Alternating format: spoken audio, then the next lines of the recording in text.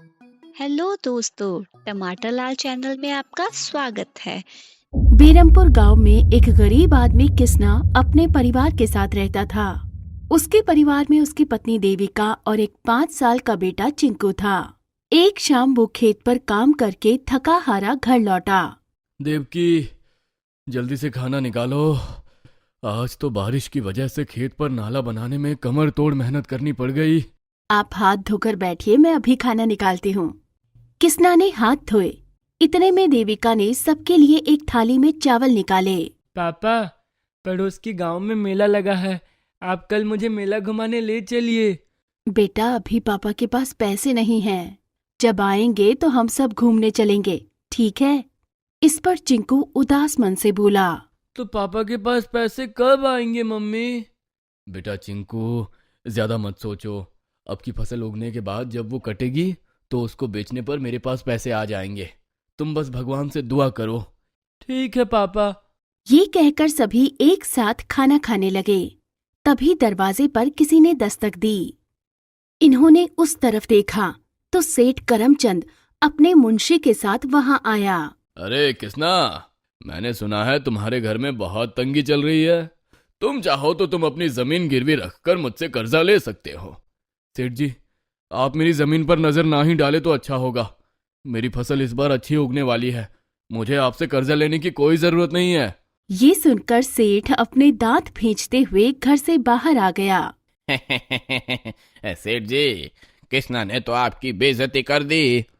तू चुप कर मुंशी, वरना मैं तेरी बेइज्जती कर दूंगा। अगली शाम चिंकू पड़ोस में रहने वाले संजू नाम के लड़के के साथ मैदान में खेल रहा था। संजू ने जैसे ही गेंद चिंकू की तरफ उछाली तो वो गलती से पुरानी कोठी के अंदर चली गई। ये क्या किया संजू तुमने? चलो अब उस कोठी के अंदर से गेंद लेकर आओ। अब ठीक है, अभी लाता हूँ। ये कहकर संजू भागा भागा कोठी के अंदर चला गया और तभी उसके चीखने की आवाज आई। आ! संजू, क्या हुआ? कोठी के अंदर बहुत अंधेरा था, इसलिए चिंकू की अंदर जाने की हिम्मत नहीं हुई। इसलिए वो जल्दी से संजू के पिता के पास पहुंचा।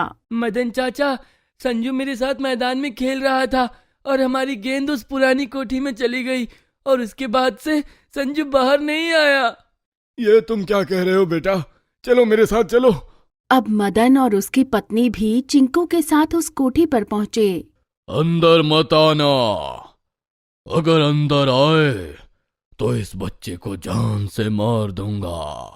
ये भयानक आवाज सुनकर उसके माँ बाप और चिंकू बहुत डर गए। कौन हो तुम? ऐसा मत करना, वो हमारी इकलौती संतान है। उसको हमें वापस दे दो। मैं पुरानी कोठी का दानव हूँ। अगर अपने बच्चे को सही सलामत वापस चाहते हो तो मेरे लिए 2 तोले सोना लेकर आओ। सोना खाने से ही मेरी भूख शांत होती है। अरे बाप रे, ये कैसा दानव है जो सोना खाता है? लाते हो या नहीं? मैं तो एक गरीब किसान हूँ, मैं कहाँ से सोना लेकर आऊंगा? अगर नहीं ला सकते तो मैं कल तुम्हारे बच्चे को मार कर उसकी लाश कोठी के बाहर फेंक दूंगा। नहीं नहीं, उसे कुछ मत करना, मैं अभी आता हूँ। मदन अपने घर पर गया और अपनी जमीन के कागज निकाल कर बोला। संजू को बचाने के लिए मेरे पास कोई और रास्ता नहीं है। वो कागज लेकर सेठ करमचंद के पास पहुंचा। सेठ जी। मदन लाल, कहो कैसे आना हुआ? सेठ जी, ये मेरी जमीन के कागज हैं। आप इन्हें गिरवी रखकर मुझे 2 तोले सोना दे दीजिए। सेठ करमचंद ने कागजों को देखा और बोला। तुम्हारी जमीन इतनी बड़ी नहीं है समझे। तुमसे हर महीने 10% ब्याज लूंगा। कोई बात नहीं सेठ जी, आप मुझे सोना दे दीजिए, ब्याज में भर दिया करूंगा। सेठ ने कागज अपने पास रखकर मदन को एक सोने की अंगूठी दे दी और ये तीनों भागे भागे कोठी पर वापस पहुंचे। मैं 2 तोले सोना ले आया हूँ, मेरे बच्चे को वापस भेज दो। जल्दी से उस अंगूठी को अंदर फेंको। मदन ने अंगूठी दरवाजे के अंदर फेंक दी और उसके कुछ देर बाद ही। वाह, मजा आ गया। बहुत ही स्वादिष्ट सोना था। ये लो तुम्हारा बच्चा। तभी संजू दरवाजे से होता हुआ बाहर आया। मेरा बच्चा। मदन और उसकी पत्नी ने अपने बच्चे को खुद से चिपटा लिया। अब चिंकू अपने घर पहुंचा और उसने अपने माता पिता को सब कुछ बताया। चिंकू बेटा, तुम कभी भी उस कोठी के पास नहीं खेलोगे। ये कहते हुए उसने चिंकू को गले से लगा लिया। कोठी के अंदर दानव? मुझे तो जरूर इसके पीछे किसी की साजिश लग रही है। अगले दिन किसना के पड़ोस में रहने वाली सलोनी नाम की लड़की भी इसी तरह मैदान से खेलती खेलती गायब हो गई। उसके माता पिता उसे मैदान में ही ढूंढ रहे थे कि उनको कोठी के अंदर से आवाज आई। तुम्हारी बेटी मेरे पास है, अगर इसको जिंदा वापस चाहते हो तो मुझे 2 तोले सोना ला कर दो। अब उसके माता पिता भी अपनी जमीन के कागज लेकर करमचंद के पास पहुंचे। सेठ जी, मेरी जमीन गिरवी रखकर मुझे 2 तोले सोना दे दीजिए। क्या बात है, आजकल सभी 2 तोले सोना मांगने ही आ रहे हैं। लगता है तुम लोगों को पैसों की जरूरत नहीं है। सेठ ने कागज रखकर उसे भी एक अंगूठी दे दी और उसके बाद उसके माँ बाप भी वो अंगूठी लेकर कोठी पर पहुंचे। लाओ, अंगूठी अंदर फेंक दो। उन्होंने अंगूठी अंदर फेंकी और उसके बाद सलोनी डरी सहमी हालत में कोठी से बाहर निकल कर आई। धीरे धीरे अब रोजाना एक बच्चा गायब हो रहा था और सभी अपनी अपनी जमीन सेठ के पास गिरवी रखकर उससे 2 तोले सोना लेकर कोठी वाले दानव को दे रहे थे। लेकिन इन सभी घटनाओं से किसना गहरी सोच में डूबा जा रहा था। एक बात समझ में नहीं आ रही, वो कोठी वाला दानव केवल उन्हीं बच्चों को क्यों बंधक बना रहा है जिनके माँ बाप के पास जमीन है। अगले दिन किसना अपने साथ गांव के 2 आदमी और मुखिया को लिए सेठ के पास पहुंचा। सेठ जी, मेरे बेटे को भी कोठी वाले दानव ने पकड़ लिया है। इस पर सेठ चौंकते हुए बोला। ये तुम क्या कह रहे हो? भला उसने तुम्हारे बेटे को कैसे पकड़ा? वो तो आज मैदान में खेलने ही नहीं गया था। सेठ जी, वो मैदान में नहीं गया था, ये बात आप कैसे कह सकते हैं? अरे वो मैं इसलिए कह रहा हूं क्योंकि तुमने तो उसको समझा रखा है ना कि उस मैदान में ना जाया करे। वो भला वहां कैसे चला गया? वो हमें बिना बताए चला गया था। अब आप ज्यादा मत सोचिए, जल्दी से मेरी जमीन गिरवी रखकर मुझे भी 2 तोले सोने दे दीजिए। सेठ ना जाने क्यों हिचकिचा रहा था और अपने मुंशी की तरफ देख रहा था। उसने किसना के कागज रखकर उसे भी वही सोने की अंगूठी दी। चलो सब जल्दी से मेरे चिंकू को छुड़ाने चलो, कहीं वो दानव उसे कुछ कर ना दे। किसना अपने साथ उन दोनों गांव के लोग और मुखिया जी को लेकर कोठी पर पहुंचा। ये लो दानव, हम सोना ले आए हैं, तुम जल्दी से मेरे बच्चे को वापस भेज दो। तभी अंदर से आवाज आई। मैंने तुम्हारे बेटे चिंकू को नहीं पकड़ा, वो मेरे पास नहीं है। नहीं, वो तुम्हारे पास ही है। ये लो, मैं सोना दे रहा हूँ। ये कहकर किसना ने अंगूठी कोठी के अंदर फेंक दी। अरे मैंने कहा ना कि तुम्हारा बेटा मेरे पास नहीं है। नहीं, वो तुम्हारे पास ही है, हम अभी अंदर आ रहे हैं। ये कहकर अब सभी लोग कोठी के अंदर जाने लगे। नहीं नहीं, अंदर मत आना, अंदर मत आना। जब ये सभी अंदर पहुंचे तो वहां पर सेठ करमचंद और उसका मुंशी मौजूद थे। पास ही एक एको सेट भी लगा हुआ था। सेठ और मुंशी, तुम दोनों यहाँ? वो दोनों मुखिया को साथ देखकर हड़बड़ा गए और उनके चेहरे पर डर साफ नजर आने लगा। सेठ जी, अब आप सच बोलते हैं या मैं बोलूं? करमचंद, जल्दी से सारी सच्चाई उगल डालो, वरना अच्छा नहीं होगा। मुखिया जी, असल में मैं गांव के किसानों की जमीन को कब्जाना चाहता था, लेकिन ये लोग मेरे पास जमीन को गिरवी नहीं रख रहे थे, इसलिए मैंने कोठी वाले दानव का खौफ फैलाया। हम लोग बच्चे को पकड़कर उसकी आंख में पट्टी बांध दिया करते थे और इस एको सेट के जरिए मुंशी ही दानव की आवाज निकालकर 2 तोले सोने मांगा करता था। उसके बाद सभी लोग अपनी जमीन को मेरे पास गिरवी रखकर मुझसे सोना ले जाया करते थे। फिर जैसे ही अंगूठी अंदर आती तो हम उस बच्चे को छोड़ दिया करते थे और फिर उसी अंगूठी को अगले कर्जा मांगने वाले आदमी को दे दिया करते थे। इससे जमीन भी हमारी हो जाती थी और सोना भी वापस मेरे पास ही आ जाता था। लेकिन इस बार ना जाने कैसे इस किसना का बच्चा गायब हो गया और हमारा ये राज सबके सामने आ गया। तभी देविका अपने साथ चिंकू को लेकर वहां पहुंची। अरे ये तो तुम्हारा बेटा चिंकू है। मेरा बेटा कहीं गायब ही नहीं हुआ था सेठ जी। हम सब ने मिलकर एक नाटक किया था तुम्हारा सच सबके सामने लाने के लिए। ये सुनकर सेठ और मुंशी ने अपना सर पकड़ लिया। करमचंद, जल्दी से सभी किसानों की जमीन उन्हें वापस कर दो। जी जी जी मुखिया जी, चलिए आप सभी मेरे घर चलिए। घर पहुंचकर करमचंद ने जितने भी किसानों की जमीन के कागज अपने पास रखे थे सभी को वापस कर दिए। चलो अब दंड के तौर पर इन सबको 10-10 हजार रुपए दो। मुखिया जी, ये आप क्या कह रहे हैं? हाँ हाँ, जो कह रहा हूँ सही कह रहा हूँ। जल्दी से जेब ढीली करो। सेठ करमचंद ने ना चाहते हुए भी सभी को 10-10 हजार रुपए और दे दिए। अगर आगे से ऐसी कोई भी चालाकी की तो तुमको गांव से बाहर कर दिया जाएगा। सभी किसान अपनी जमीन पाकर बहुत खुश थे। तभी किसना चिंकू से बोला, चलो मिंकू, अब तो पैसे भी आ गए हैं, हम सभी मेला घूमने चलते हैं। ये हम मेला घूमने जाएंगे। चिंकू खुशी से उछल पड़ा और ये तीनों खुशी खुशी मेला घूमने निकल पड़े। हेलो दोस्तों, टमाटर लाल चैनल में आपका स्वागत है।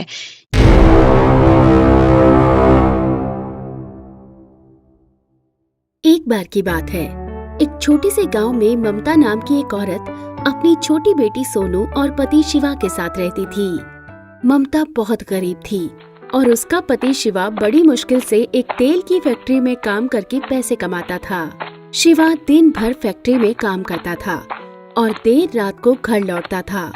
वो अपने परिवार को समय नहीं दे पाता था और सारा दिन ममता अपनी बेटी सोनू का ध्यान रखती थी।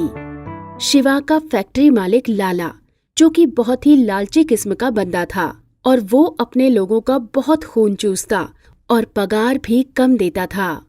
शिवा हर रोज की तरह एक हॉस्पिटल के आगे से गुजर रहा था कि अचानक बहुत सारी एम्बुलेंस आने लगती हैं, जिसमें बहुत सारे लोग चीखते चिल्लाते आ रहे थे और उनके पीछे थे बहुत सारे लोग जो रो रहे थे और चीख रहे थे। शिवा से ये सब देखा नहीं जाता और वो उनके साथ ही हॉस्पिटल के अंदर चला जाता है। हाय राम, ये क्या हो गया? ये सब गांव वालों को अचानक से क्या हो गया? नर्स, जल्दी से सब पेशेंट को आईसीयू में लेकर जाओ। जी डॉक्टर साहब। डॉक्टर, हमारे पास इतने बेड नहीं है। कोई बात नहीं, हमें जितने लोग बच पाए हैं उन्हें बचाना होगा। दूसरे हॉस्पिटल फोन करो, हमें वहाँ से मदद बुलानी होगी। जी डॉक्टर, मैं अभी वहाँ फोन करती हूँ। डॉक्टर साहब, ये क्या हो गया? क्यों ये सब लोग बीमार हो गए? कृपया करके उन्हें बचा लीजिए। शिवा, इन सब के जिम्मेदार तुम ही हो। डॉक्टर साहब, मैंने क्या किया? मैं तो गरीब आदमी हूँ। जिस लाला की फैक्ट्री में तुम तेल बनाते हो ना, ये सब उसी तेल का कमाल है। वो लाला अपनी गुंडागर्दी से मेरा और बाकी डॉक्टरों का मुंह बंद कर सकता है, पर ऊपर वाले सब देख रहे हैं। उसे इन सब की सजा जरूर मिलेगी। डॉक्टर साहब, मुझे सच में कुछ नहीं पता। आप क्या बोल रहे हो? मैं अपने गांव वालों का, अपने परिवार की जान का दुश्मन कैसे बन सकता हूँ? बस दुआ करो कि ये सब बच जाए और हो सके तो उस जहर की फैक्ट्री में काम करना छोड़ दो। ये कहकर डॉक्टर आईसीयू में भाग जाता है, जहाँ से रोने, चीखने और चिल्लाने की आवाज आ रही थी। शिवा, जो वहाँ तेल की पैकिंग में काम करता था, उसे तेल की क्वालिटी का कुछ अंदाजा नहीं था। वो बेचारा तो घर से काम और काम से घर आने वाला इंसान था। शिवा ये सब सुनकर हैरत में पड़ गया था। उसे कुछ समझ नहीं आ रहा था कि ये क्या हो गया। वो खुद को दोषी मानने लग गया था और वो रास्ते में एक पेड़ के नीचे बैठ गया। ये कैसे हो गया? मैं अपने गांव वालों की जान का दुश्मन नहीं बनूंगा। ऐसा सोचते सोचते वो चलने लगा और फैक्ट्री पहुंच गया। फैक्ट्री के बाहर लाला और उसका बेटा आपस में बात कर रहे थे। बेवकूफ, शादी के ऑर्डर में तूने इतनी मिलावट कर दी कि लोग मरने लगे हैं। किसी की भी जान गई तो पूरा गांव मुझे मार डालेगा, और ये फैक्ट्री जो तेरा भविष्य है उसे आग लगा देना। पापा, बड़ा ऑर्डर था तो मैंने सोचा क्या पता चलेगा। घबरा मत, मैं कुछ करता हूँ। शहर के डॉक्टर को फोन करता हूँ। डॉक्टर मजनू, बहुत बड़ी आफत आ गई है। क्या हुआ लाला जी? हुक्म कीजिए। मेरे बेवकूफ बेटे ने ज्यादा मिलावट कर दी, जिससे गांव वाले बीमार हो गए हैं। उन्हें बचा लीजिए। लाला जी, आप चिंता ना कीजिए, मैं अभी आकर सब ठीक करता हूँ। हटो हटो, डॉक्टर मजनू को निकलने दो।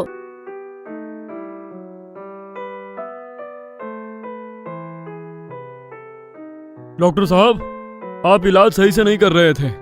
इनमें से किसी की भी जान नहीं जा सकती थी। डॉक्टर मजनू, आप सीनियर हैं, पर आप जानते हैं इन सब के पीछे कौन है, और आप गलत का साथ दे रहे हैं। बंद करो ये भाषण और उन्हें दवाई देकर घर भेजो।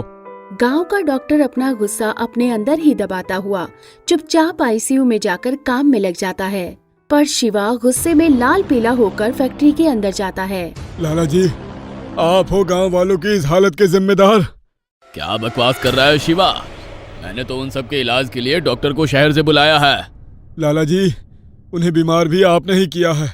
अब क्या फायदा डॉक्टर बुलाने का? दफा हो जाए यहाँ से। आज से तेरी नौकरी खत्म। अपना मुंह मत दिखाना। शिवा नौकरी छोड़ तो आता है, पर नौकरी जाने के ख्याल से वो डर जाता है। उसके दिमाग में अपनी पत्नी और बच्चे का ख्याल आता है, पर अब वो लाला से झगड़ा कर चुका था और नौकरी से भी हाथ धो चुका था। शिवा घर आ जाता है और अपनी पत्नी को सारी बात बता देता है। अजी, ये क्या कर दिया? पहले ही जिंदगी में मुश्किलें कम थी, जो आप एक और मुसीबत मोल ले आए। अब कैसे पालेंगे अपनी बच्ची को? कैसे खिलाएंगे उसे 2 वक्त का खाना?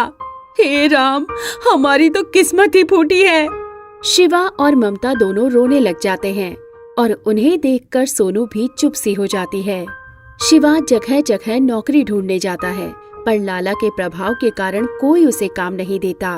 वो थक हार कर घर आ जाता है। ऐसे ही कई दिन बीत जाते हैं और घर में राशन अब खत्म हो जाता है। सुनो जी, कुछ तो करना होगा, वरना भूख के मारे हमारी बच्ची की हालत खराब हो जाएगी। भगवान, मैं क्या करूं? ऊपर वाला भी लाला का साथ दे रहा है। मैंने तो गलत के खिलाफ आवाज उठाई थी। मुझे ही नहीं, मेरे परिवार को भी सजा मिल रही है। सुनो जी, मैं सोच रही हूँ कि मैं पूरी सब्जी की दुकान खोल लूं।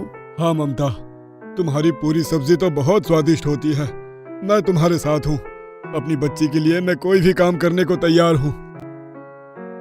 पैसे लेकर आओ, फिर चाहे जो मर्जी ले जाना। और हाँ, लाला ने पूरे गांव में बोल रखा है कि कोई भी शिवा को तेल नहीं देगा, और जो भी देगा उसको लाला जीने नहीं देगा। मुझे पता है बहन, लाला का तेल मिलावटी है, पर मैं उससे लड़के अपने परिवार को खतरे में नहीं डाल सकता। भैया, अब हम क्या करेंगे? हमारे पास अब खाने को कुछ नहीं बचा। घर में थोड़ा आटा है, पर तेल नहीं। हम कहाँ जाएं? मुझे माफ करना बहना, मैं मजबूर हूँ। हे भगवान, अब मैं क्या करूं? कैसे खिलाऊं अपनी बेटी को 2 वक्त का खाना? उसकी रोने की आवाज सुनकर पेड़ में से आवाज आने लगती है। बेटी, तू रो मत। मुझे पता है कौन सही है और कौन गलत। तू मेरा ये सुनहरी पत्ता ले जा और पानी में डाल के पूरी तलना शुरू कर। इससे तेरे सारे काम पूरे हो जाएंगे।